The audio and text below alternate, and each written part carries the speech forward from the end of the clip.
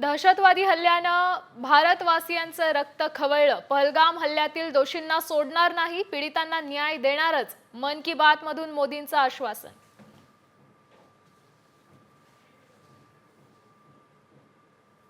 भारत पाक सीमेवर लष्करी हालचाली वाढल्या, शेतातल्या पिकांची कापणी करून मैदान साफ करण्याचे बीएसएफचे शेतकऱ्यांना निर्देश।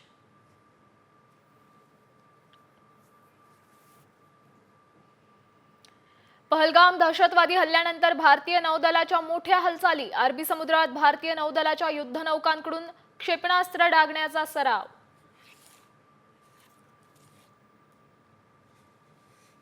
पहलगाम हल्ल्यानंतर जम्मू काश्मीरच्या पर्यटनावर परिणाम, पर्यटकांची तुरळक गर्दी, व्यावसायिकांना फटका। पहलगाम मधून सामचा ग्राउंड रिपोर्ट।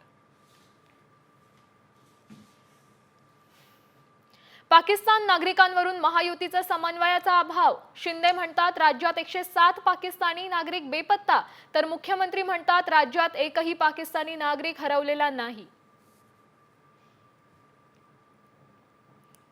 राज्यावर अस्मानी संकट, वादळी वाऱ्यासह पावसाची शक्यता, पश्चिम महाराष्ट्र विदर्भासह मराठवाड्यात येलो अलर्ट।